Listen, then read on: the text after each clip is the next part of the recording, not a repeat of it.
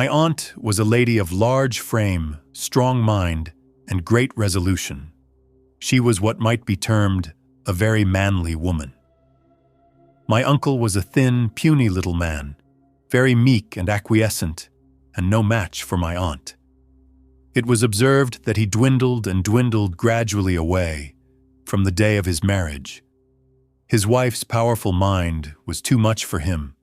It wore him out.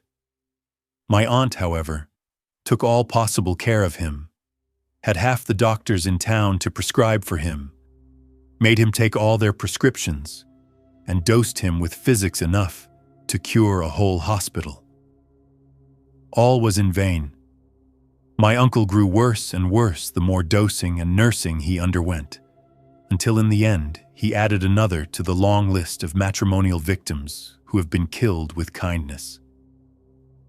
"And was it his ghost that appeared to her?" asked the inquisitive gentleman who had questioned the former storyteller. "You shall hear," replied the narrator. My aunt took on mightily for the death of her poor dear husband. Perhaps she felt some compunction at having given him so much physics and nursed him into the grave. At any rate, she did all that a widow could do to honor his memory. She spared no expense in either the quantity or quality of her mourning weeds, wore a miniature of him about her neck as large as a little sundial, and had a full-length portrait of him always hanging in her bedchamber. All the world extolled her conduct to the skies, and it was determined that a woman who behaved so well to the memory of one husband deserved soon to get another. It was not long after this that she went to take up her residence in an old country seat in Derbyshire, which had long been in the care of merely a steward and housekeeper. She took most of her servants with her, intending to make it her principal abode. The house stood in a lonely, wild part of the country, among the grey Derbyshire hills, with a murderer hanging in chains on a bleak height in full view. The servants from town were half frightened out of their wits at the idea of living in such a dismal, pagan-looking place, especially when they got together in the servants' hall in the evening and compared notes on all the hobgoblin stories picked up in the course of the day. They were afraid to venture alone about the gloomy, black-looking chambers. My lady's maid, who was troubled with nerves, declared she could never sleep alone in such a ghastly, rummaging old building. And the footman, who was a kind-hearted young fellow, did all in his power to cheer her up. My aunt was struck with the lonely appearance of the house. Before going to bed, therefore, she examined well the fastnesses of the doors and windows, locked up the plate with her own hands, and carried the keys, together with a little box of money and jewels, to her own room. For she was a notable woman, and always saw to all things herself. Having put the keys under her pillow and dismissed her maid, she sat by her toilet arranging her hair. For being, in spite of her grief for my uncle, rather a buxom widow, she was somewhat particular about her person. She sat for a little while looking at her face in the glass, first on one side, then on the other, as ladies are apt to do when they would ascertain whether they have been in good looks. For a roistering country squire of the neighborhood, with whom she had flirted when a girl, had called that day to welcome her to the country.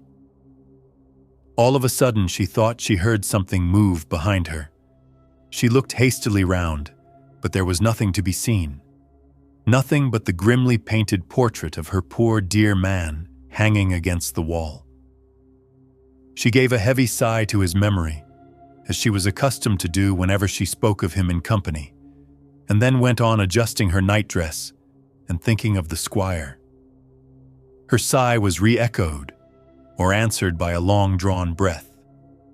She looked round again, but no one was to be seen.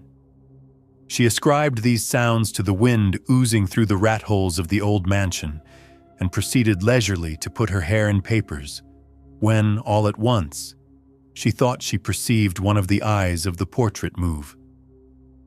"The back of her head being towards it," said the storyteller with the ruined head. "Good." "Yes, sir. replied dryly the narrator. Her back being towards the portrait, but her eyes fixed on its reflection in the glass. Well, as I was saying, she perceived one of the eyes of the portrait move. So strange a circumstance, as you may well suppose, gave her a sudden shock. To assure herself of the fact, she put one hand to her forehead as if rubbing it, peeped through her fingers, and moved the candle with the other hand. The light of the taper gleamed on the eye and was reflected from it. She was sure it moved. Nay, more, it seemed to give her a wink, as she had sometimes known her husband to do when living. It struck a momentary chill to her heart, for she was a lone woman and felt herself fearfully situated. The chill was but transient. My aunt, who was almost as resolute a personage as your uncle, sir, turning to the old storyteller, became instantly calm and collected. She went on adjusting her dress. She even hummed an air and did not make even a single false note. She casually overturned a dressing box, took a candle and picked up the articles one by one from the floor, pursued a rolling pin cushion that was making the best of its way under the bed, then opened the door, looked for an instant into the corridor, as if in doubt whether to go, and then walked quietly out. She hastened downstairs, ordered the servants to arm themselves with the weapons first at hand, placed herself at their head, and returned almost immediately. Her hastily levied army presented a formidable force. The steward had a rusty blunderbuss, the coachman a loaded whip, the footman a pair of horse pistols, the cook a huge chopping knife, and the butler a bottle in each hand. My aunt led the van with a red-hot poker, and in my opinion, she was the most formidable of the party. The waiting maid, who dreaded to stay alone in the servants' hall, brought up the rear, smelling to a broken bottle of volatile salts, and expressing her terror of the ghostesses. "Ghosts," said my aunt resolutely. "I'll singe their whiskers for them." They entered the chamber. All was still and undisturbed as when she had left it. They approached the portrait of my uncle. "Pull down that picture," cried my aunt. A heavy groan and a sound like the chattering of teeth issued from the portrait. The servants shrunk back. The maid uttered a faint shriek and clung to the footman for support. "Instantly," added my aunt, with a stamp of the foot. The picture was pulled down, and from a recess behind it, in which had formerly stood a clock, they hauled forth a round-shouldered, black-bearded varlet with a knife as long as my arm, but trembling all over like an aspen leaf. "Well, and who was he?" "No ghost, I suppose," said the inquisitive gentleman. "A knight of the post," replied the narrator, "who had been smitten with the worth of the wealthy widow, or rather a marauding Tarquin, who had stolen into her chamber to violate her purse and rifle her strong box when all the house should be asleep. In plain terms," continued he, "the vagabond was a loose, idle fellow of the neighborhood, who had once been a servant in the house and had been employed to assist in arranging it for the reception of its mistress. He confessed that he had contrived this hiding place for his nefarious purpose and had borrowed an eye from the portrait by way of a reconnoitering hole."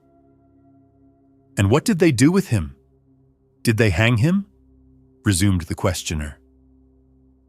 "Hang him? How could they?" exclaimed a beetle-browed barrister with a hawk's nose. "The offense was not capital. No robbery, no assault had been committed. No forcible entry or breaking into the premises. My aunt," said the narrator, "was a woman of spirit and apt to take the law in her own hands. She had her own notions of cleanliness also. She ordered the fellow to be drawn through the horse pond, to cleanse away all offenses, and then to be well rubbed down with an oaken towel." "And what became of him afterwards?" said the inquisitive gentleman. I do not exactly know. I believe he was sent on a voyage of improvement to Botany Bay.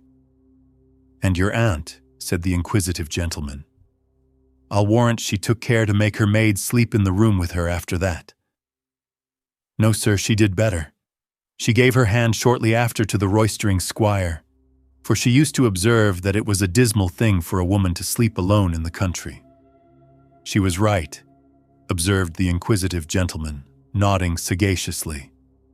But I am sorry they did not hang that fellow.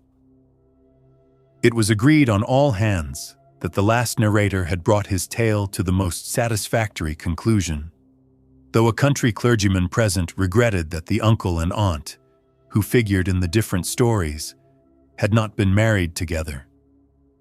They certainly would have been well matched. But I don't see, after all, said the inquisitive gentleman, that there was any ghost in this last story. Oh, if it's ghosts you want, honey, cried the Irish captain of dragoons. If it's ghosts you want, you shall have a whole regiment of them. And since these gentlemen have given the adventures of their uncles and aunts, faith, and I'll even give you a chapter out of my own family history.